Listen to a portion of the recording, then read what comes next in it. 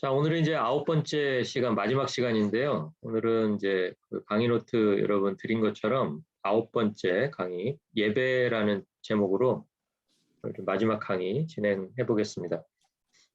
저희 예배라는 주제를 이제 세 가지로 한번 나눠봤어요. 그래가지고 첫 번째는 이제 예배 정의, 예배가 과연 뭘까? 이제 이거를 조금 생각을 해보고요. 네, 그리고 두 번째는 이제 그 예배가 이제 인생의 목적이라는 거, 그거를 좀 이제 여러분하고 좀 나눠보고, 그리고 마지막에 이제 그 제목을 받으신 분도 있고 안 받으신 분도 있을 것 같은데, 세 번째 제목이 다른 불이라는 제목입니다. 다른 불. 예, 다른 불이라는 제목은 이제 어디 나오죠? 두 번째 페이지 한번 넘겨보시면, 예, 두 번째 페이지 넘겨보시면 그 민수기 3장 4절에 나오는 이야기예요. 예, 그게 이제 예배와 관련된 내용이기 때문에 한번 이제 좀 다뤄보려고 그렇게 생각을 하고 있습니다. 그러니까 9번 강의 동안에 이제 제가 좀 반복해서 드린 이야기가 있는데, 주제는 9가지였지만 사실은 그 주제를 성경에서 그 주제에 관한 내용 100%를 제가 다 여러분에게 전달해드린 건 아니죠. 분명히. 예, 그러니까 저는 이제 주제를 정해서 그 주제에 맞는 성경에서 이제 뽑을 수가 있었는데, 그게 이제 성경 전체는 아니고요. 예, 제가 그냥 중요하다고 생각하는 저만의 기준으로 그렇게 한 거니까 여러분이 또 그 같은 주제에 대해서 성경이 또 더 설명하는 구절들을 얼마든지 찾으실 수가 있겠죠. 예, 그런데 이제 어쨌든 그 9가지 주제는 굉장히 우리가 이제 신앙생활 하는데 중요한 주제라고 생각이 되어서 제가 이제 선정을 했다는 거, 그거를 좀 먼저 말씀을 드리고 싶고요. 자, 그럼 처음에 이제 그 예배 정의에 대해서 한번 좀 생각을 해보겠습니다. 예배할 때요, 여러분이 이제 예배할 때 그 마음속에 이제 자세라 그러죠? 이제 예배 드리러 이렇게 뭐 집에서든 아니면 다 같이 모이는 뭐 예배당이든 아니면 뭐 몇 사람이 모여 있는 뭐 소그룹 모임이든 어쨌든 예배를 드릴 수 있는 시간이나 장소는 굉장히 다양하게 있을 텐데요. 그런데 시간하고 장소가 그렇게 다 다르더라도 그 예배드리는 사람에게 요구되는 마음이 있어요. 그 요구되는 마음이 두 가지가 있는데 한 가지는 뭐냐면 존경심입니다. 존경심. 그러니까 존경심이 떨어지면 일단 예배가 안 된다고 봐야 돼요. 예, 그런데 이제 일단 하나님에 대한 존경심이죠. 예, 하나님에 대한 존경심으로 예배를 하는 거예요. 그러니까 예배드리는 대상에 대해서 생각하지 않고 예배가 되지가 않는다라는 뜻이겠죠. 자, 그런데 존경심만 가지고 또 되느냐? 뭐 여러분이 존경하시는 분들이 참 많이 있을 거예요. 그렇죠. 역사에서 이미 역사 뒤편으로 사라지신 분들 중에도 우리가 충분히 존경할 만한 그런 대상이 있는데 존경심만 가지고 되는 게 아니라요. 그 마음에 무슨 마음이 또 있어야 되냐면 복종심이 있어야 돼. 복종심. 예, 성경에는 이제 뭐 복종, 순종이라는 말로 표현되죠. 그러니까 내가 복종해야 되겠다라는 마음이 있을 때 그때 예배가 됩니다. 그러니까 이 두 가지가 다 있어야 되는 거예요. 그러니까 존경심만 가지고 안 되고요. 또 복종심만 가지고 안 돼요. 예를 들면 노예들, 뭐 지금은 노예들이 그렇게 시대적으로 이제 사라졌다고는 하지만 그래도 실제로 아직까지도 또 노예가 있죠. 예, 그러니까 그 노예와 주인과의 관계를 생각했을 때 노예가 주인에게 어쨌든 강제적이든 자발적이든 복종심이 있잖아요. 그렇죠? 예, 왜냐하면 복종 안 하면 혼나니까, 맞으니까, 또 밥 안 주니까, 뭐 이래서 이제 복종심을 보여야 되잖아요. 그런데 복종심을 보인다고 해서 그 노예들이 주인을 예배하지는 않아요. 그렇죠? 그러니까 복종심이나 존경심을 두 가지를 다 한꺼번에 가지고 있어야 그때 예배가 되는 걸 알 수가 있어요. 그러니까 어느 한 가지만 가지고는 예배는 되지 않는다. 그러니까 예배를 위해서는 존경심과 복종심이 같이 있어야 된다. 자, 그래서 이제 구약에서요, 예배를 이제 거기다 이제 정의를 해놨는데요. 존경과 복종의 의미로 땅에 엎드린다라는 의미를 가진 단어가 있어요. 근데 이제 단어는 그냥 저 말씀을 드리는 이유는 이 단어가 실제로 있는 단어니까 이렇게 말씀을 드린 거지 뭐 단어를 외우실 필요도 없고요. 나중에 기억 안 나신다고 속상해 하실 필요 전혀 없습니다. 나중에 한번 그냥 페이퍼 보시면 거기에 적혀 있을 거니까. 근데 그 히브리어 단어가 샤카라는 단어가 있어요. 샤카. 샤카라는 단어는 존경과 복종의 의미로 땅에 엎드린다예요. 그러니까 이 땅에 엎드리는 동작을 꼭 하나님에게만 하는 건 아니고요. 뭐 왕에게도 할 수 있고요. 그런데 왕에게 하더라도 그 안에 뭐가 있어야 돼요? 존경심과 복종심이 있어야 된다는 거예요. 그리고 심지어 아브라함 같은 경우는 제가 창세기 본문은 찾아보지 않겠지만 아브라함이 장막 앞에 이렇게 앉아 있다가 천사가 막 자기한테 오는 걸 보고서 천사인지 알아보고 그랬는지 몰라도 그냥 대접하려고 그랬는지 막 뛰어나가서 샤카 하는 장면이 나오거든요. 가서 엎드려요, 땅에. 그러니까 그게 대상이 꼭 하나님이 아니어도 이 동작을 할 수가 있는 거예요. 그게 이제 하나님께 드려지면 그게 이제 예배라는 뜻으로 그렇게 사용된 단어가 샤카라는 단어가 있습니다. 그리고 이제 신약에는 어떤 단어가 있냐면 프로스키네오라는 단어가 있어요. 프로스키네오. 스키네오라는 단어가 있는데 그 재밌는 게요. 그 퀴네라는 그 부분 있잖아요. 퀴네에다가 이렇게 한번 동그라미를 한번 쳐보시고 이 퀴네가 원래 사실은 이게 무슨 뜻이냐면요. 강아지라는 뜻이에요. 강아지. 그러니까 강아지가 왜 여러분 저는 강아지 키워보진 않았는데 강아지 키워보신 분들은 강아지가 제일 잘 따르는 주인한테 하는 동작 중에 주인 손을 이렇게 막 핥는 거 아세요? 와가지고 그냥 뭐 손뿐만이 아니죠. 주인의 몸을 이렇게 막 그냥 비비고 핥고 하는데 그 중에서 특별히 핥는 동작을 강아지가 하는 그 단어가 뭐냐면 그 퀴네라는 단어예요. 퀴네. 그러니까 이거는 뭐냐면 이 프로스키네오라는 단어도요. 그 뜻이 똑같아요. 존경, 복종의 표시로 무릎을 꿇고 땅에 이마를 댄다라는 뜻이에요. 무릎을 꿇고 땅에 이마를 댄다. 거의 똑같죠. 아까 구약에서 샤카는 뭐였어요? 땅에 엎드린다.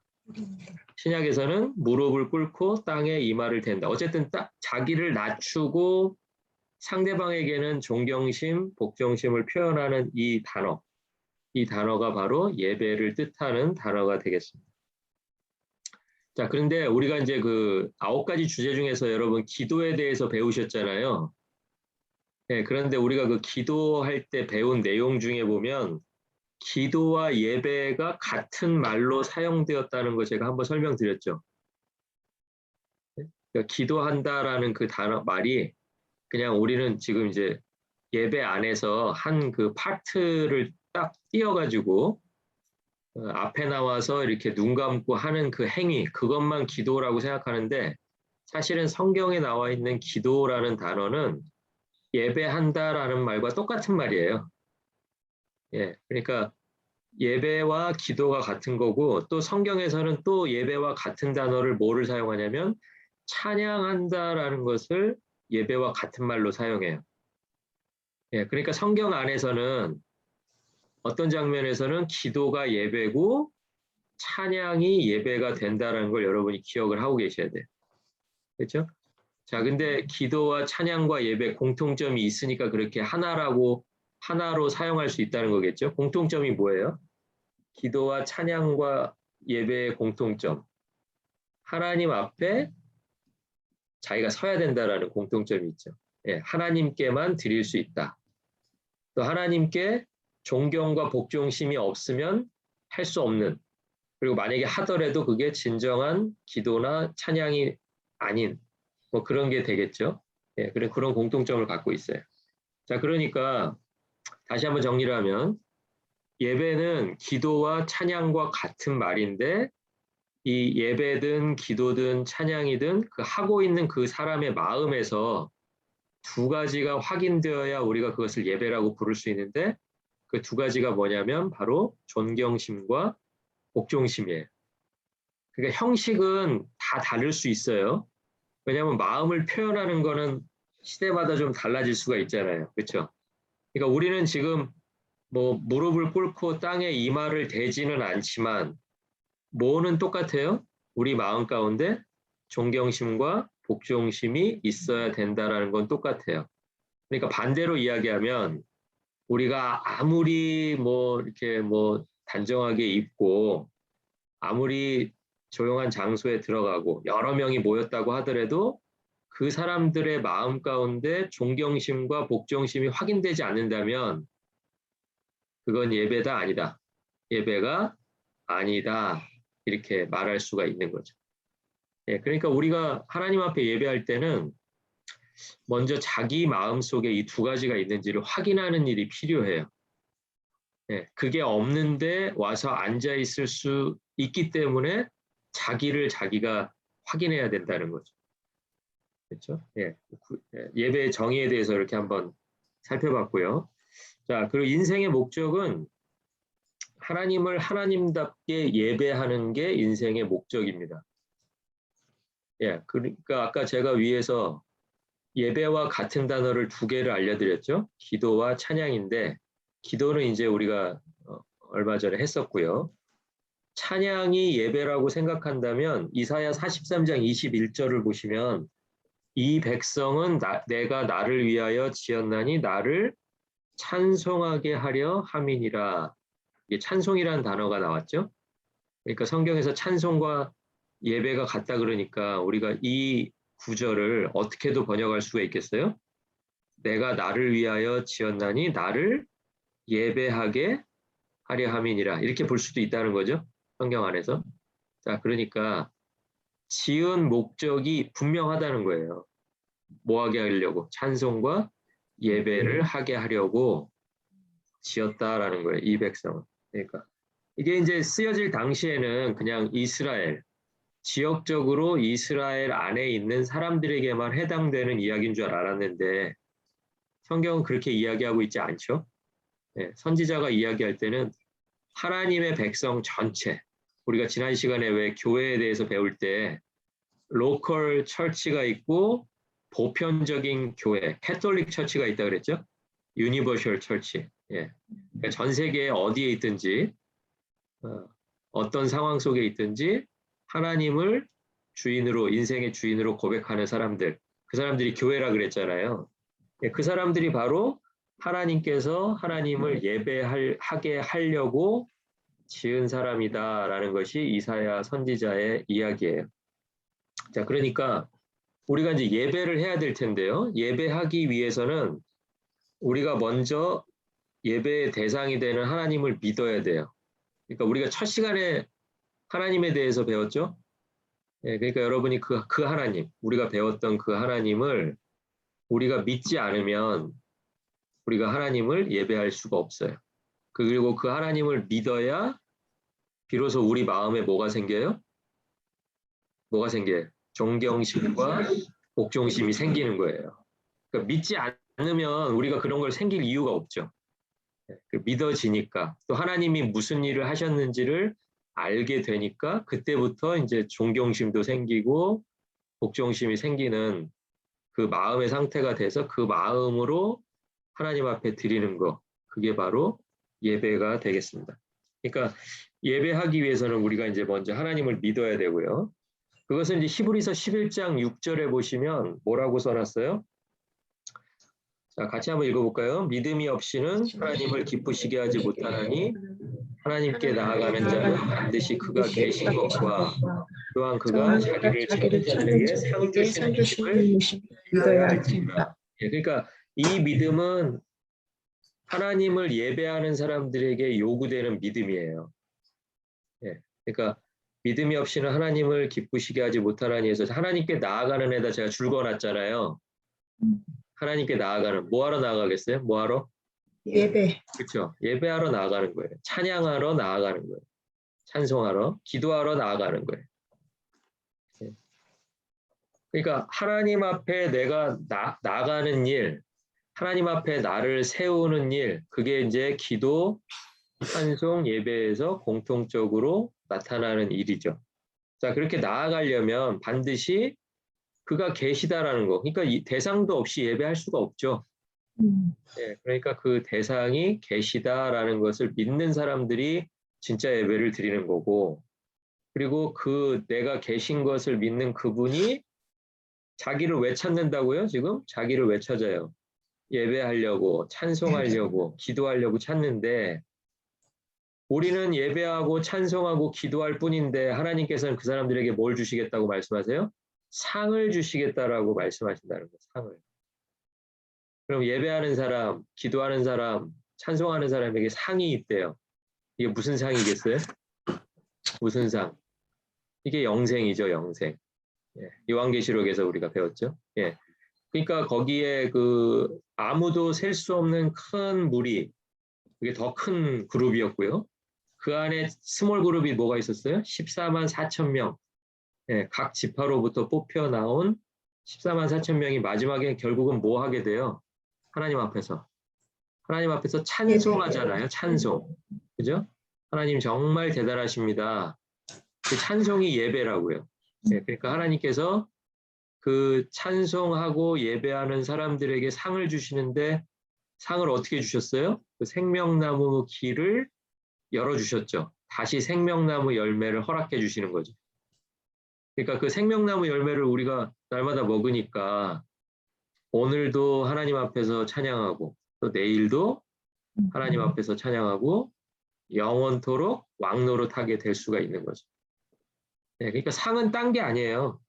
그가 자기를 찾는 자들에게 상 주시는 이심을 자꾸 우리가 지금 이 땅에서 겪고 있는 뭐 문제가 풀리고 우리의 부족함이 막 채워지고 내가 원했던 것들이 막 그 원했던 일들이 벌어지고 이런 거랑 연결시키시면 우리 신앙이 너무 유치해지는 거예요. 네. 그러니까 우리가 받을 상은 그 정도가 아닌 거예요. 네, 우리가 받을 상은 영생이다. 이제 그것을 히브리서 11장 6절이 이제 우리에게 알려주고 있습니다. 그러니까 하나님께서 처음에 창조하신 목적, 창세기에서 이제 저희가 창조에 대해서 봤잖아요. 인간에 대해서 배우면서. 자, 그런데 창세기에서 인간을 창조한 목적도 오늘 지금 이사야 43장 21절에 보니까 뭐였어요? 하나님이 창조를 왜 했다고요? 나를 찬송하게 하려고, 나를 예배하게 하려고 했는데 인간이 중간에 삐끗했죠. 어떻게 삐끗했어요? 자기는 찬송해야 될 사람인데 자기가 찬송 받을 사람처럼 되려고 그랬어요. 마귀가 이제 한번 이렇게 속삭여 주니까 너랑 하나님이랑 같아질 수도 있는데 네가 맨날 밑에서 그냥 존경심이나 복종심만 가져서야 되겠니? 너도 하나님처럼 한번 좀 높아져 봐야지. 그러니까 그 말이 이렇게 듣기 좋았던 거예요. 예. 그래가지고 그냥 마귀가 계획했던 대로 척척척척 하니까 나중에 결국 어떻게 돼요? 쫓겨나고 생명나무 길이 황금으로 막히고 뭐 이런 일들이 벌어졌잖아요. 그러니까 이제 그 얘기는 무슨 얘기냐면 이제 찬양을 못할 거라는 거예요. 찬양을. 예배를 못하게 될 거라는 거예요. 근데 하나님이 그렇게 두시나요? 네? 하나님이 그렇게 두세요? 아, 이제 예배하려고 만들었더니 얘네들이 예배를 못하게 돼버렸네? 그럼 아이, 배려버렸다. 그러고 그냥 그대로 두시냐고요. 그렇게 두지 않으시죠. 그들을 어떻게 구원시켜서 다시 하나님을 예배할 수 있는 사람들로 만들어낼 것인가. 그게 하나님의 구원 계획이거든요. 예, 그러니까 하나님께서 우리를 예수 그리스도의 십자가로 구원하신 이유 역시 하나님을 우리가 하나님을 예배하도록 하기 위함이다. 이렇게 보실 수가 있는 거죠. 그러니까 최초의 목적을 여전히 변하지 않으시고 다시 한번 하나님의 방식으로 이제 끌고 가시겠다라는 거예요. 자, 그래서 이제 그 하나님을 이제 예배해야 될 텐데 하나님이 어떤 분이셨어요? 하나님이 우리처럼 우리와 이렇게 속성이 같은 거, 그러니까 우리도 가질 수 있고 하나님도 가질 수 있고 그런 것도 있지만 하나님만 가지고 계신 속성이 분명히 있었잖아요. 뭐 영원하시고 어디에나 계시고 이걸 한마디로 하면 하나님은 영이시다라는 말로 표현할 수 있죠. 자, 그러니까 하나님은 영이시기 때문에 예배도 어떻게 드려야 된다는 거예요? 영과 진리로 드려야 된다는 거예요. 자, 근데 이게 중요해요. 그냥 영만 가지고 드리는 예배가 아니고 영과 진리로 드리는 예배. 그러니까 영은 다른 말로 하면 성령이죠. 그죠? 성령의 인도하심. 그러니까 우리가 성령의 인도하심 없이는 우리가 그냥 뭐 말로 우리가 영적인 예배 아무리 얘기해봐야 영적인 예배가 될 수가 없어요. 네, 성령이 우리 안에 역사하셔야 우리가 영적인 예배를 드릴 수 있는 거예요. 자, 그런데 성령이 역사하시는데 무엇을 통해서 역사하시냐면 진리를 통해서 역사하세요. 그러니까 진리가 누구예요? 진리가 예수 그리스도잖아요. 예수 그리스도. 네. 말씀이신 예수 그리스도. 내가 곧 길이요 진리요 생명이니 이렇게 말씀하셨잖아요. 그러니까 아버지께로 올 자가 없다 그러는데 아버지께 아까 계속 반복해서 나오는데 아버지한테 왜 와요? 사람들이 아버지 앞에 왜 와요? 예배하러 오잖아요. 예배하러. 오늘 내용을 지금 계속 반복해서 하는 얘기가 그거잖아요. 하나님 앞에 나오고 하나님 앞에 가고 하나님 앞에 오고 하는 이유가 뭐냐면 하나님을 예배하려고 그래요. 근데 예배하려고 아무리 애를 써봐야 우리들의 그 애씀 가지고는 예배할 수가 없다. 누가 필요해요? 진리이신 예수 그리스도가 필요한 거예요. 길이요 진리요 생명이니 나로 말미암지 않고는 아버지께로 올 자가 없느니라. 그러니까 아버지께로 와서 아버지를 예배할 수가 없다는 얘기죠. 자, 그러니까 지금 예배 안에 하나님 세 분이 다 계시죠? 어떤 하나님이 계세요? 우리의 존경심과 복종심을 담아서 드리는 예배를 받으시는 하나님이 계시고 그 예배를 드리게 할 수 있도록 우리를 영적으로 진리 안에서 깨워주시는, 진리 안에서 진리를 비추어 주시는 성령 하나님이 계시고 또 우리를 아버지 앞으로 예배할 수 있도록 끌고 가시는 예수님이 계신다는 거예요. 예, 그러니까 예배는요, 뭐 어느 것 하나만 강조해서 되지가 않아요. 하나님, 성령님, 예수님이 다 필요한 게 종합적으로 다 계셔야 그때 비로소 예배가 되는 거예요. 예, 그러니까 우리는 뭐 어디 가면은 뭐 성령님만 계시면은 그냥 예배가 되는 것처럼 또 강조하는 데도 있고 또 하나님만 계시면 되지 뭐 다른 건 다 필요 없다 그런 데도 있는데 아니에요. 말씀이 그렇게 지금 우리에게 가르치잖아요. 예? 말씀이 성령님, 예수님, 하나님 이게 다 우리의 예배 가운데 계신 삼위 하나님이시라는 거죠. 자, 그리스도인의 예배 그래서 성령의 임재와 능력이 반드시 필요한 이유예요. 이게 그러니까 성령이 가르쳐 주지 않으시면 우리가 그러니까 이 생각이 안 나는 거예요. 예배하는 순간에 말씀을 생각나게 하셔야 아, 그렇지. 우리가 하나님이 우리를 찬양하기 위해서 지으셨지. 이 생각이 예배 중에 난다니까요. 성령님이 우리를 깨워주셔야. 근데 이것을 그냥 우리가 해야지 한다고 생각해 보세요. 우리 기억 못해요, 이거를. 네, 기억을 못한다고. 그리고 우리가 뭐 아무리 열심히 드려봐야 진리로 우리를 이끌고 가지 않으면 하나님 앞에 우리는 갈 수가 없는 거죠. 자, 성령이 역사하실 때 예배자가요, 하나님과 온전히 인격적으로 만나게 됩니다. 그러니까 우리가 비인격적인 대상을 인격적으로 만날 수는 없죠. 맞아요? 그러니까 우리가 하나님에 대해서 배울 때도 이야기했지만 하나님은 어떤 분이시다? 인격적인 분이시다. 성령도 인격적인 분이셨어요. 그렇죠? 저희가 그렇게 배웠죠? 예, 그러니까 하나님께서 인격적인 분이시기 때문에 우리는 성령의 인도하심 안에서 하나님을 인격적으로 만난다. 그죠? 자, 그래서 이제 그 예배와 중요하게 연결되는 성경이요. 레위기라는 성경이 있습니다. 레위기는 이제 모세오경 예, 포함되어 있는 이제 성경인데요. 창세기, 출애굽기, 레위기. 이게 성경의 세 번째 책으로 등장하는 책인데 이제 레위기에서 가르쳐주는 예배의 모습들이 몇 가지가 있어서 우리 한번 레위기 1장 한번 찾아볼까요? 레위기.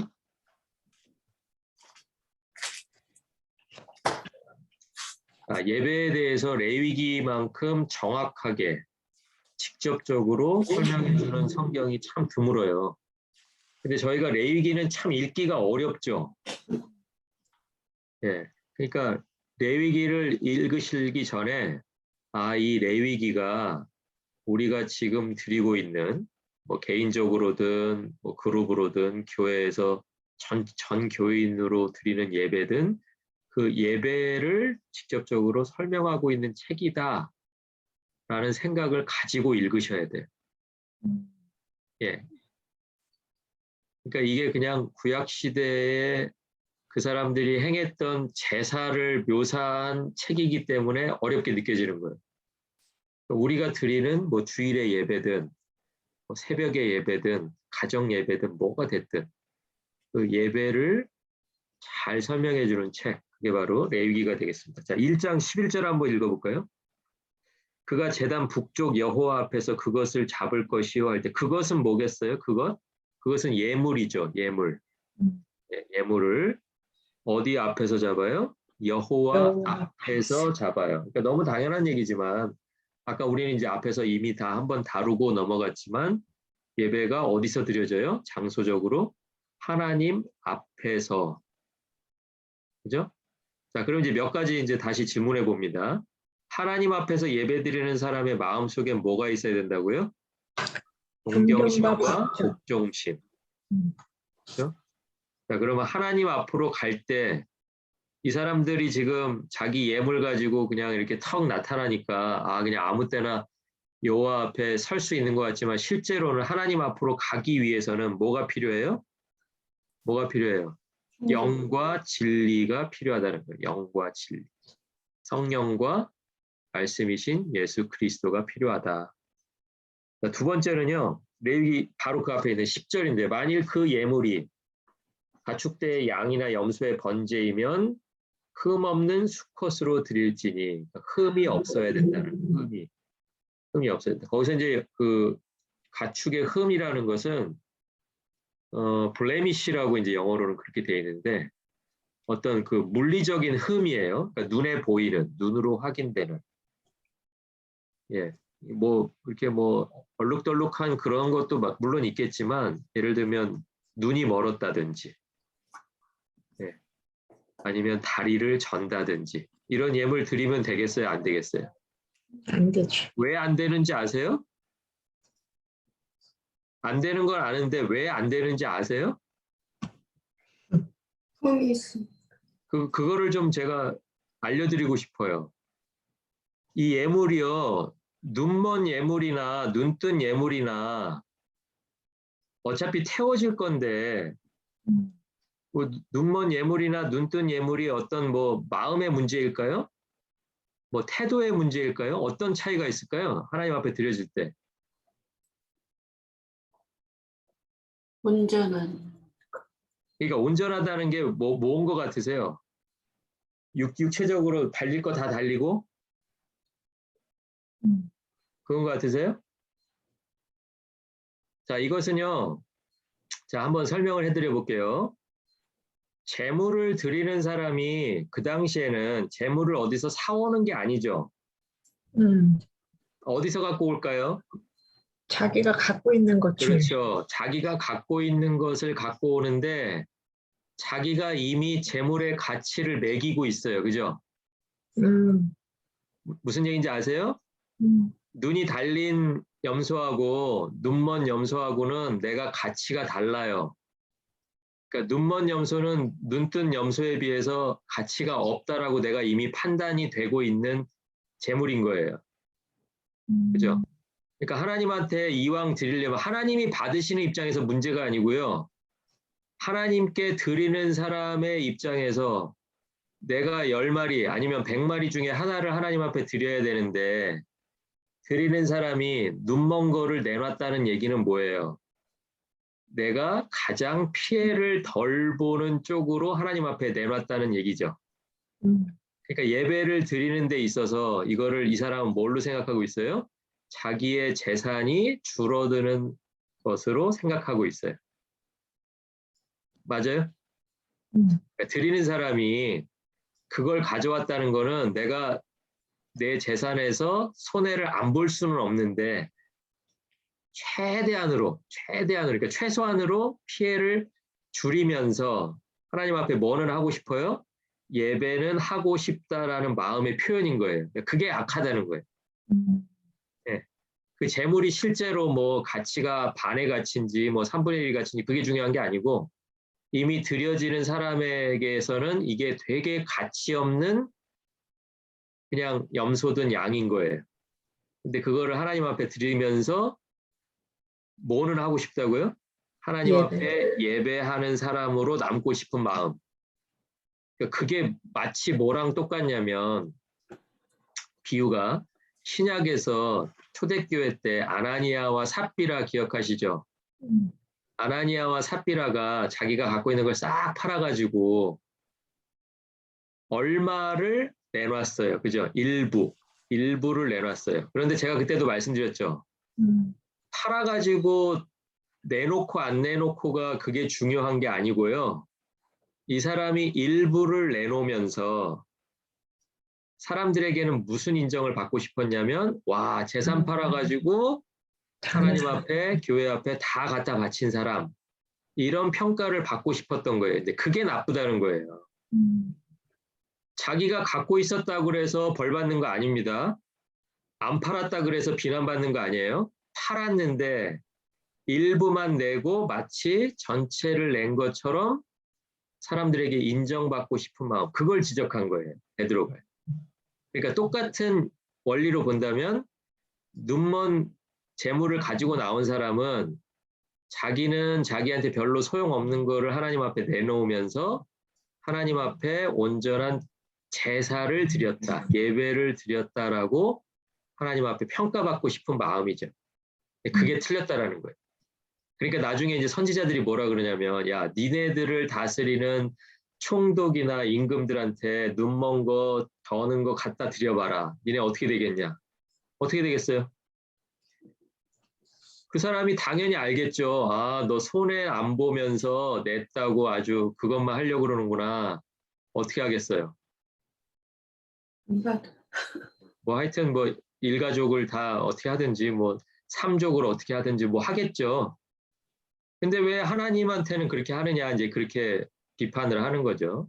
자, 그러니까 이 흠이 없다라는 것은 눈에 보이는 뭐 물리적으로 뭐 결함이 있다, 뭐 점박이다, 뭐 이런 거보다도 그 흠이 없는 예물을 내놓은 사람의 마음을 먼저 봐야 된다라는 거예요. 예, 그러니까 하나님 앞에 예배 드릴 때도 우리가 그런 마음으로 예배 드리면 안 된다는 거죠. 예, 우리의 최소한의 것을 하나님 앞에 드리면서 나는 지금 예배 다 드렸다라고 예배 드리고 있다라고 평가받기를 원할 수 없다라는 거예요. 그렇죠? 그것이 구약이든 신약이든 오늘날에 저희가 예배 드리는 2022년에도 저는 그것이 똑같다고 믿습니다. 자, 그러니까 이제 흠이 없는 예배는 하나님을 불쾌하게 하는 것들이 내 안에서 제거되고서 드려지는 예배예요. 그러니까 하나님이 뭐가 불쾌하시다는 얘기예요? 그 재물이 흠집 있는 거 그게 불쾌하실까요? 그게 불쾌하시기 이전에 뭐가 불쾌해요? 그걸 지금 가지고 와서 하나님 앞에 쓱 내놓는 그 사람의 마음이 불쾌한 거겠죠. 그죠? 예. 뭐, 그러니까 재물은요, 그렇게 따지면 뭐, 많은 거, 좋은 거 드리면은 하나님이 유쾌하게 받으시고, 좀 적은 거 이렇게 드리시면 하나님 불쾌하게 받으시나? 이렇게 생각할 수가 있잖아요. 그렇지가 않아요. 그렇지가 않아요. 그러니까 마음이에요, 마음 속에 내가 어떤 마음으로, 그러니까 아까 마음을 제가 처음에 이야기한 이유가 예배드리는 사람에겐 두 가지 마음이 있어야 된다 그랬잖아요. 뭐예요? 존경심하고 복종심. 근데 존경심하고 복종심이 있는 사람이 눈먼 양을 끌고 오지는 않겠죠. 손해는 자기가 보고 존경심 있는 사람한테 뭘 표시해야 돼요? 존경을 표시하는 거예요. 그러려면 예물도 자기의 마음을 닮아서 하나님 앞에 드려지게 돼 있어요. 그죠? 옆에서 누가 뭐 이렇게 드려야 된다 저렇게 드려야 된다 이야기하지 않아도 드리는 사람의 존경심과 복종심이 예물로 드러나는 거예요. 그러니까 하나님께 불쾌하게 하는 것들이 내 안에서 제거된 후에 드려지는 예배, 그게 바로 흠이 없는 예배가 되겠습니다. 그러니까 뭐 구약에서는 이렇게 실물로 드리니까 뭐 양을 드리고 소를 잡고 하니까 흠이 없는 예배를 자꾸 예물에서 찾으려고 하는데 우리는 지금 실물로 드리고 있지 않잖아요. 누가 드려요? 우리가 드리잖아요. 우리가 가서 앉아 있잖아요. 예배의 자리에. 그러면 우리가 드리는 이 시대에 흠이 있는 예배, 흠이 없는 예배는 뭐 어떻게 판단하겠어요? 우리의 마음으로 판단해야죠. 자리에는 앉아 있는데 그 안에 존경심을 담고 있지 않다면 하나님은 불쾌하시겠죠. 그렇죠? 그러니까 하나님이 나중에는 뭐라고 하세요? 하나님도 이미 구약 시대에도 예물에 집중하지 않으셨다라는 걸 이미 말씀하셨죠. 어떻게 말씀하셨어요? 야, 니네 그 고기 태우는 거 그거 너무 이제 지겹다. 냄새가 역겹다, 역겨워. 뭐 천천의 수양, 만만의 뭐 이걸 드리는 거 니네가 그걸 예배라고 생각하는데 그거 아닌데 나는 니네가 그냥 정직했으면 좋겠다. 마음이죠. 네. 공의를 좀 행했으면 좋겠다. 마음이죠, 결국은. 그러니까 하나님은 마음에 집중하고 계신데 사람들은 그 드려지는 예물, 그것으로 그냥 예배가 다 된다라고 생각했던 거예요.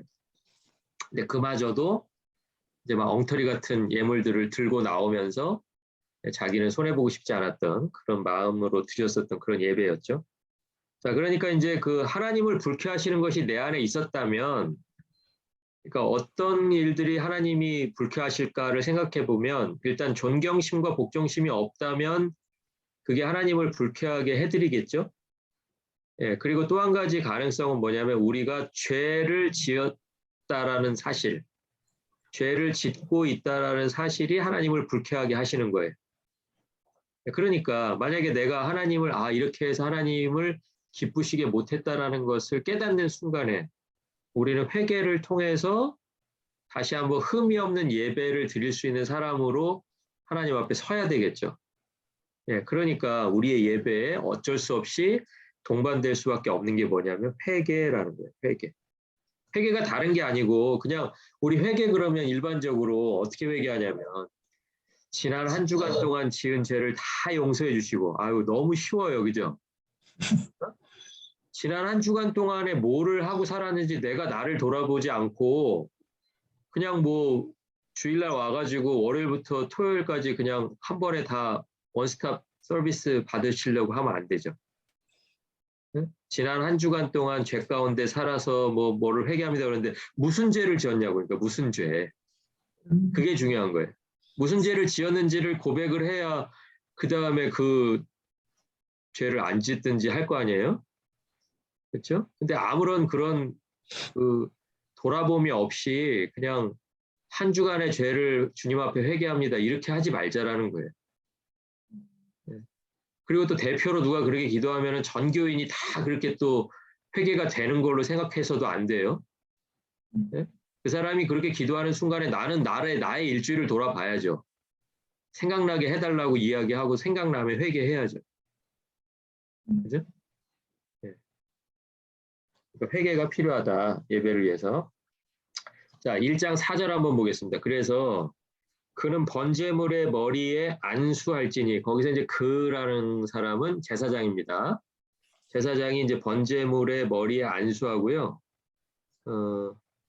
그를 위하여 기쁘게 받으심이 되어 그를 위하여 속죄가 될 것이다. 자, 그러니까 결국은 이제 드려짐 이후에 우리가 기대할 수 있는 건 뭐냐면 회개하면 하나님께서 죄를 용서하신다라는 거예요.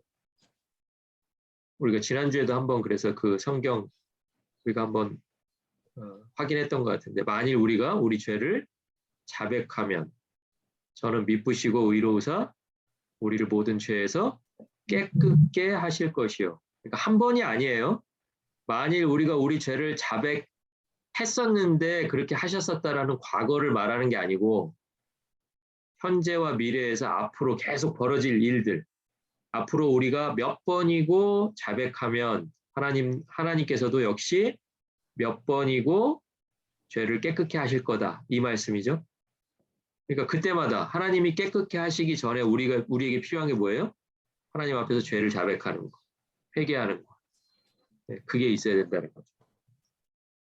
자, 그리고 이제 중요한 게 뭐냐면 11절에서 13절에 나와 있는 내용이 뭐냐면 이게 이제 그 내용이 왜 중요하냐면 지금부터 제가 그 드리는 말씀을 어떤 분들은 예물을 이제 그 제사장 앞에 끌고 가잖아요. 제사장 앞에 끌고 가요. 그러면 이제 제사장이 알아서 제물도 잡아주고 태워주고 다 또 기도 제목 받아가지고 빌어주고 이렇게 알고 계시는 분들이 있어요. 혹시 그렇게 아셨으면 눈을 크게 뜨고 성경을 다시 한번 보시면 지금 11절부터 13절 사이에 뭐가 나오냐면 하나님 앞에서 예물을 잡아요. 하나님 앞에서 예물을 잡고 예물에 각을 뜹니다. 각을 뜬다라는 것은 그러니까 잡는 거는 일단 죽이는 거고요.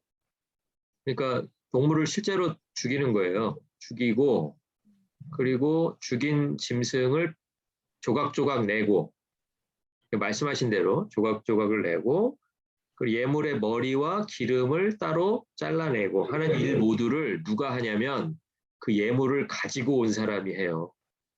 이거 알고 계셨어요? 예, 제가 한두 번 말씀드린 적이 있어서 알고 계신 분도 있지만 혹시 모르셨더라도 오늘부터는 이 내용을 기억을 하세요. 이게 왜 모르셨는지는 중요하지 않아요. 지금까지 뭐 모르실 수 있어요. 근데 오늘 이후로 모르면 문제예요. 제가 가르쳐 드렸잖아요. 죽이고 자르고 기름 떼어내고 머리 자르고 하는 일들을 누가 하냐면 제사장이 하는 게 아니고요. 예배자가. 제사장이 하는 줄 알았는데 근데 제사장은 뭐 말하냐면 그 사람이 다 그렇게 하고 나면 제사장이 그걸 받아가지고 제단 위에 있는 불 위에 있는 나무 위에다가 예물을 벌려놓고 이제 태우는 일 그걸 제사장이 해요. 그러니까 다시 한번 말씀드립니다. 예물을 잡는 건 누가 잡아요? 가지고 온 제사장이 사람. 잡지 않고 예배자가 잡아요. 예배자가. 이게 되게 중요해요. 그러니까 예배는 누가 드리는 거예요? 예배는 누가 드리는 거예요? 예배자. 내가. 예배는 목사가 준비해가지고 목사가 진행해가지고 목사가 끝내는 게 아니고 예배자가 한 사람 한 사람이 자기가 할 일을 하는 게 예배예요. 나는 교회 가면 아무것도 하는 게 없어. 그 예배를 잘 몰라서 그래요. 제가 아까 해야 될 일 알려드렸잖아요. 한 가지 뭐예요? 회개를 해야 되잖아요. 회개. 그리고 예배의 모든 부분들이요. 이제 예물이 드려지는 게 아니라 이제 우리가 드려지는 거니까 우리를 누가 끌어다 놓을 수 있어요. 내가. 자기 자신밖에는 하나님 앞에 갈 수가 없잖아요. 누구를 의지해서. 예. 성령과 진리이신 예수 그리스도를 의지해서 하나님 앞에 나가는 건 각자가 나가는 거지 손잡고 못 간다니까요. 예? 그러니까 그 장소에만 같이 앉아 있는 거지 하나님의 임재 앞으로 가는 건 누가 가는 거예요? 누가? 내가. 예배자가 자기를 끌고 가는 거예요. 예. 그러니까 이걸 기억하셔야 돼요. 그러니까 이거를 지금 뭐 현대 예배에서 말씀드리는 게 아니고요. 레위기에서 지금 그 우리의 예배에서 중요한 부분을 레위기에서 말하고 있어요. 제사장한테 맡겨놓고 나는 그냥 뒷짐지고 여기 바깥 뜰에 이렇게 서 있고 그게 아니고요. 내가 직접 그걸 다 하는 거예요. 어떻게 드려지는 것까지를 내가 준비하고 내가 수고하고. 그러니까 우리의 예배에도 각자의 수고와 각자의 땀이 흘러야 그때 비로소 예배가 드려지는 거라고. 자, 이제 그 내용이 좀 중요한 내용이라서 좀 다뤄봤고요. 그리고 또 한 가지 중요한 게 있는데 레위기 7장으로 한번 넘어가 보겠습니다. 7장 15절하고 18절에 보시면 거기 이제 내용이 뭐냐면 이제 그 화목제물의 고기예요. 이제 우리가 이제 레위기 7장 보고 이따가 잠언 17장 볼 건데요. 그 화목제물의 고기가 그러니까 이게 왜 이제 여기 써 있냐면 다른 제사랑 틀려서 다른 제사는 다 태우잖아요. 다 태우잖아요. 그런데 화목제물로 드려진 고기는 태우지 않고 기름만 태운 다음에 나머지 고기는 그대로 예배자에게 되돌려줘요. 이거 되게 수지 맞죠? 끌고 올라가서 그러니까 이럴 때는 눈먼 고기 드릴 사람이 있겠어요, 없겠어요? 눈먼 염소나 양이나 드리지 않을 거라고요. 화목제물로 드릴 때는 다 알잖아요. 이게 누구한테 돌아올 거예요? 나한테. 네, 나한테 돌아올 거니까 나한테 돌아올 고기는 최상급, 프라임, 이런 거를 드려야 될 거 아니에요. 그렇죠? 네. 자, 그런데 또 한 가지 룰이 있어요. 그게 무슨 룰이냐면 돌려주기만 하는 게 아니고 화목제물의 고기를 드리는 그날에 먹으라는 게 룰이에요. 근데 그 다음 날도 먹을 수 있는 가능성이 한 가지가 있는데요. 그건 뭐냐면 서원하거나 자원하고 드린 화목제물. 내가 주님 앞에서 이렇게 행하겠습니다. 이 기간 동안, 기간도 정하죠. 보통 서원 같은 거 할 때는 기간이 있어요. 물론 뭐 평생 그렇게 하겠습니다. 있지만 보통의 경우는 제가 뭐 이번 달은 올해는 뭐 이렇게 해가지고 뭐 이렇게 기간이 있단 말이에요. 자, 기간에 이제 기간을 정하고 서원을 하거나 자원을 할 때는 그것을 당일뿐만이 아니고 그 다음 날까지도 이틀 동안에 걸쳐서 그 고기를 먹게 돼요. 자, 근데 먹는다는 사실만 중요한 게 아니고 룰이 이제 몇 가지가 더 있는데요. 또 따라붙는 룰 중에 하나가 뭐냐면 그 고기가 그러니까 최장 기간 3일째가 돼서도 남아있으면 안 되는 거예요. 네. 남아있으면 어떻게 하라 그랬어요? 17절에 보니까 다 태워버리래요. 이것은 태우지 않고 돌려주었는데 당일날 먹고 또 어떤 경우에 따라서는 그 다음날까지 먹었는데도 다 못 먹으면 3일째 되는 날, 그러니까 예를 들면 이제 주일 예배 드리고 월요일 지나서 화요일이라고 만약에 생각을 해보시자고요. 화요일까지도 만약에 고기가 남았어. 그러면 이제 그 고기는 어떻게 하라는 거예요? 태우라는 거예요. 근데 고기 태우려니까 너무 좋은 거를 내가 돌려받을 걸 아니까 너무 좋은 걸 드려가지고 너무 아까워. 그래가지고 화요일 날도 또 먹었어. 그러면 성경이 뭐라 그래요? 네, 화목제물의 고기를 셋째 날에 조금이라도 먹으면 3일 전에 드렸던 그 예배 자체도 기쁘게 받아들여지지가 않는다라고 해버려요. 이렇게 소급해가지고 예배를 안 받을 거다 이렇게 말씀하신 구절이 흔하지 않아요. 이미 드렸는데 이미 드리고 끝난 예배인데 그 예배까지도 기쁘게 받지 않겠다라고 말씀하시고 드린 자에게도 그게 예물이 안 된다는 거예요. 분명히 예물이라고 드렸을 거 아니에요? 그건 예물이 아니다. 그래서 그것을 먹는 자는 그 먹는 행위에 대해서 죄다라고까지 이야기하고 있어요. 성경이. 네. 자, 이제 이게 주는 교훈이 뭐냐면 화목제물은 예배 드리는 것도 중요하지만 예배가 끝나고 나서 반드시 잔치가 벌어집니다. 잔치가. 왜 그러냐면 자, 생각을 해보세요. 염소, 뭐 작은 거, 뭐 소를 드렸는데 뭐 반마리를 드려요, 뭐 다리 하나만 드려요, 어떻게 드려요? 드릴 때는 한 마리 다 드려야 될 거 아니에요. 염소를 반마리만 드릴 수는 없잖아요. 그러니까 한 마리를 받아왔어요. 자, 그러면 이제 혼자 사시는 분들은 한 마리, 염소 한 마리 받아왔는데 당일날 먹으려 그러면 일단 예배 끝나고 가가지고 교회 점심도 일단 스킵하고 집에 가가지고 점심 먹고 또 저녁 먹고 또 다음날 되기 전에 11시 반까지 또 먹고 그러면 한 마리 다 먹어요, 못 먹어요? 못 먹어요. 못 먹잖아요. 그러니까 그 못 먹을 때 먹는 방법이 뭐예요? 잔치. 예, 나누는 사람들을 모아가지고 처음에는 이제 자기 식구들도요, 생각을 해보세요. 소 한 마리 잡았다고 생각해보세요. 아무리 집에 한 10명, 15명 대식구가 있다 그래도 저도 예전에 가족이 10명이었거든요. 자, 그런데 10명이서 소 먹으면은 하루면 먹어요? 내 생각에 못 먹을 것 같은데. 10명이 다 드셔도 뭐 할아버지, 할머니, 뭐 동생들 다 해가지고 10명이 달려들어서 먹어도 10명이서 못 먹어요. 그럼 친척들 불러도 안 돼요. 그럼 나중에는 누구까지 불러야 돼요? 동네 사람. 그렇죠. 동네 사람들까지 불러야 돼요. 그래서 그 동네 사람들이 그것을 먹고 뭐가 되는 거예요? 식구가 되는 거예요. 식구. 음, 네? 그러니까 넓은 의미에서 가족이 된다고요. 뭐를 통해서? 예배를 통해서.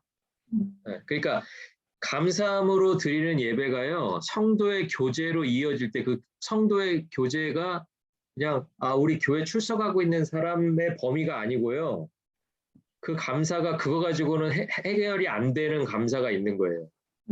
그럼 그 다음엔 어떻게 해야 되겠어요? 그 감사를 누구랑 나눠야 돼요? 지금까지 내가 나눠보지 않은 사람.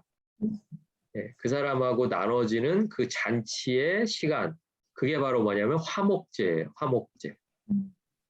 네, 화목제는 그래서 뭐 죄를 용서해달라는 것도 아니고요. 잔치를 위해서 예배드리는 예배가 바로 화목제예요. 근데 이것을 어디서 이야기하고 있어요? 레위기에서 이야기하고 있다는 거예요. 이게 예배의 절정입니다. 자, 이것을 이제 한번 적용해 보겠습니다. 잠언 17장 1절. 자, 이제 제가 이렇게 막 강조를 한 다음에요. 잠언을 딱 펴가지고 잠언 17장 1절을 딱 읽으시면 여러분이 지금까지 해석하셨던 것과 해석이 달라지는 걸 느끼실 수가 있을 거예요. 자, 제가 한번 읽어드릴게요. 한번 들어보세요. 마른 떡 한 조각만 있고도 화목하는 것이 제육이 집에 가득하고도 다투는 것보다 나으니라 이렇게 돼 있어요. 자, 그럼 제가 질문해 볼게요. 이 사람이 제육이 집에 왜 가득할까요? 이 사람네 집에는 왜 이렇게 고기가 많아요? 안 나눠 먹었어. 아유, 너무 빨리 잘 알아서 들으시네. 그죠? 원래 알고 계셨어요? 아니요?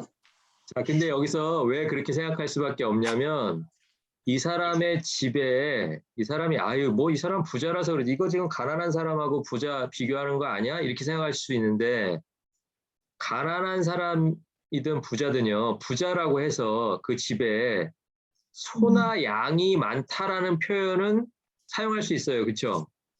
근데 지금 소가 많다, 양이 많다라고 이야기하지 않고 제육이 많대요. 제육이면 이거 살아있는 고기예요? 이거 한번 죽은 고기예요? 죽은 거. 네, 이거 죽은 고기예요. 살아있는 짐승을 제육이라고 하지 않아요. 그래서 그 제육이라는 단어가요. 제가 그 찾아보니까 이렇게 아까 앞에서 예배자가 제일 처음 해야 되는 게 뭐라 그랬어요? 제사장한테 맡기지 않고 자기가 예물을 잡고 했잖아요. 그죠? 잡았다 그랬잖아요. 그래서 그 예물로서 잡혀진 고기, 이것을 제육이라고 불러요. 네, 그 단어를 번역한 거예요. 네, 제육. 예물로서 잡힌 고기. 자, 그러니까 잡았으니까 그 잡힌 고기가 왜 갑자기 집에 와 있을까요? 이거는 처음부터 잡을 때부터 그렇게 하기로 약속한 고기였기 때문에 그래요. 다른 제사 같으면 고기를 가져올 수가 없어요. 그렇죠? 뭐 소제든 번제든 뭐 가져올 수가 없는데 뭐만 가져올 수 있어요? 화목제를 드리기 위해서 잡은 예물은 가지고 올 수가 있었던 거예요. 자, 이제 가지고 왔어요. 뭐 양인지 손지 뭐 가지고 왔습니다. 자, 그러면 이걸 하루 동안에 어떻게 해야 돼요? 먹어야 돼요. 그러니까 하루 동안에 먹든지 그 다음 날까지 이틀 동안에 걸쳐서 먹든지 어쨌든 먹었어야 되는데 이 사람은 뭐 하기 싫었던 거예요? 나누기 싫어. 네, 제육은 많은데 이걸 나누자니 좀 그래. 내가 어떻게든 가지고 있어 봐야 되겠다. 자, 그러면 이제 아까 무슨 일이 벌어져요? 우리가 레위기에서 확인했던 것처럼 그 이틀 전에 드렸던 예배도 예배답지 않은 예배가 돼버렸고 그 사람 드린 사람도 지금 엉터리가 돼버렸고 오히려 그 먹고 마시는 게 뭐를 먹고 마시는 거예요? 죄를 먹고 마시는 게 되니까 그 집에 다툼이 있을 수밖에 없죠. 그죠? 레위기가 얘기하고 있잖아요. 그렇게 나누지 않고 그것을 본인에게만 그 감사의 이유들을 쌓아두는 그 사람은 자기가 죄를 먹는 거나 똑같으니까 지금 잠언 17장 1절이 말하는 것처럼 그 집에는 다툼이 있을 수밖에 없다라는 거예요. 그러니까 무엇을 먹어서가 문제가 아니에요. 그럼 이 사람이 제육이 만약에 그 제사에 드려지기 위해서 잡힌 그 고기를 말하는 거라면 이 마른 떡 한 조각 역시도 제사를 드리고 남은 그 제물인 것을 우리가 알 수가 있죠. 이거 곡식이죠, 곡식. 곡식으로 만든 거죠. 그렇죠? 예, 이것은 이제 제가 오늘 공부 시간에는 이제 자세하게 설명을 안 드릴 건데 여러분이 거기다 한번 써놔 보세요. 잠언 17장 1절에 나오는 그 마른 떡 한 조각은 77절이라는 절기가 있어요. 예, 유대인들이 지키는 3대 절기가 이제 뭐 유월절, 무교절, 77절 이제 이렇게 되는데 77절은 뭐냐면 추수한 것을 감사해서 하나님 앞에 이제 첫 곡식으로 이제 예물을 만들어 드리는 이제 그런 거예요. 자, 그러니까 이제 잠언 17장 1절을 우리가 이제 다르게 이제 해석을 해볼 수가 있는 거죠. 지금까지 봤던 것과는 다르게 레위기가 이야기하고 있는 그 맥락에서 화목제라는 맥락에서 레위기와 같이 한번 놓고서 해석을 해봤더니 그냥 이 사람이 부자였다라는 이야기를 하는 게 아니고 화목제물을 드린 후에 제사장으로부터 받아서 돌아온 그 제육을 아무와도 나누지 않은 상황이다. 그리고 역시 떡 한 조각 역시 희생제물을 의미한다. 이것은 이제 절기상으로 이제 77절에 드려진 희생제물이겠죠. 자, 그러니까 우리가 이제 결론적으로 뭐를 알 수가 있냐면 제물을 무엇을 드렸는가, 뭐 곡식으로 드렸는가, 살아있는 짐승을 잡아서 드렸는가, 이것이 드린 제물은 중요하지 않다라는 거죠. 그렇죠? 이것을 어디서도 알 수 있어요? 우리가 가인과 아벨의 제사에서도 알 수 있죠. 네. 그것을 자꾸 이제 어떤 분들이 제가 여러 번 말씀드린데도 또 저한테 얘기를 안 들으셔서 그런지 얘기 듣고도 또 그렇게 이야기하시는 분도 있는데 아벨의 제사가 피가 흘러서 그 제사를 받으셨다고 그렇게 얘기하시는 분들이 있거든요. 근데 그렇지 않아요. 네. 거기서 말하고 있는 것은 뭐냐면 가인이 죄를 다스리지 못했기 때문에 하나님이 그 예배 자체를 불쾌하게 생각하셨다는 게 가장 큰 이유예요. 네. 그러니까 뭐 가인은 예를 들어서 농사 짓는 사람은 77절에는 곡식으로 원래 하나님 앞에 예배 드리는 거예요. 그러면 하나님께서 곡식으로 드리는 건 안 받으셨어야죠. 그렇죠? 그러니까 아벨의 제사는 피 흘림이 있었기 때문에 받아들여졌고 가인은 피를 흘리지 않았기 때문에 안 받아들여졌다. 그게 아니고요. 하나님은 예물 때문에 그 예배를 받고 안 받고를 결정하시는 게 아니고 아까도 제가 계속 설명드리지만 예물을 드리는 사람의 마음이 존경심과 복종심이 있는지. 근데 가인에겐 그게 없었다라는 거예요. 가인과 하나님이 나누는 대화를 통해서 보면 우리가 그게 막 불쑥불쑥 나오죠. 이 아우 어디 갔냐 그러는데 뭐라 그래요? 내가 아우 지키는 사람이에요? 딱 이렇게 얘기하잖아요. 이게 복종심이 있는 사람은 이렇게 얘기할 수 없잖아요. 존경심이 있는 사람은 이렇게 얘기할 수가 없잖아요. 오히려 아담이나 하와보다도 한 발 더 나가요. 그렇죠? 아담과 하와는 그래도 하나님 앞에서 핑계대기는 했어도 어쨌든 그게 죄라는 걸 알고 있었는데 가인은 거기서 한 발 더 나간다고. 그러니까 그렇게 그런 마음을 가진 사람이 무슨 예배를 드릴 수 있겠어요? 그러니까 안 받으시는 거죠. 네. 그러니까 죄는 너를 원하지만 네가 죄를 다스릴 수 있다라고 이야기하시는데 다스리고 싶지 않은 거예요. 그냥 마음대로 하고 싶은 거예요. 그냥. 네. 죄가 나를 이끄는 대로 그냥 하고 싶은 사람이 드리는 예배를 하나님께서 안 받으신 거지 그게 피가 없는 제사라서 안 받으신 건 아니다. 이제 한 번 더 말씀을 드리고요. 예, 무엇을 제물로 드렸는가 보다 드린 후에 그 제물이 감사함으로 나누어졌는지 그것이 이제 예배의 핵심이라고 그렇게 할 수가 있겠습니다. 그리고 마지막으로 이제 다룰 부분은 시간이 조금 가는데 제가 한 5분만 더 할게요. 예배에서 드려지는 다른 불들이라는 게 있어요. 그러니까 밑에 이제 제가 성경 써놨는데요. 민수기 3장 4절입니다. 나답과 아비후는 이 두 사람이 다 아론의 아들들이에요. 네, 아론의 아들들로서 이제 대제사장의 직분을 감당할 사람들이 이제 나답과 아비후인데 그 사람들이 시내 광야에서 여호와 앞에 다른 불을 들이다가 거기다 한번 이렇게 표시를 좀 해놔 보시고요. 다른 불을 들이다가 여호와 앞에서 죽어 자식이 없었으며 그래서 누가 또 다른 아들이 이제 그 이었냐면 엘르아살과 이다말이라는 아들들이 이제 그 대제사장의 직분을 이어갔던 것을 우리가 알 수가 있죠. 그의 아버지 아론 앞에서 제사장의 직분을 행하였더라. 자, 여기서 이제 다른 불이라고 하는 게 하나님이 받지 않으시는 예배, 하나님이 받지 않으시는 제사를 성경이 이제 표현하고 있는 단어예요. 자, 그래서 이제 오늘날에도 예배에서 드려지고 있는 다른 불들이 있다라는 거예요. 현대 예배들. 어떤 게 있냐면 재미를 위한 연예 오락. 예. 이제 사람들이 추구하는 것 중에 하나가 뭐냐면 재미예요. 재미. 아, 왜 이렇게 재미가 없지? 왜 이렇게 따분하지? 왜 이렇게 지루하지? 네, 그런 사람들이 예배에서도 뭐를 찾아요? 재미를 찾아요. 그런데 예배는 재미와는 상관없죠. 그죠? 예, 그런데 그 재미라고 하는 요소를 누가 가지고 들어오냐면 나답과 아비후 같은 사람이 그걸 가지고 들어오는 거예요. 그러니까 나답과 아비후도요. 이 사람들이 뭐 이렇게 다른 불을 자기들이 계획해서 가져왔을 가능성도 있지만 제사장이 하는 일을 잘 생각해 보면 이 사람들이 왜 다른 불을, 그러니까 하나님이 드리라고 하는 예배 형태로 드리지 않고 왜 자기들만의 예배를 고집했을까를 생각해 보면 결국은 어디서부터 압력이 시작됐다는 걸 알 수가 있냐면 군중들로부터 그것이 시작되었다는 걸 알 수가 있어요.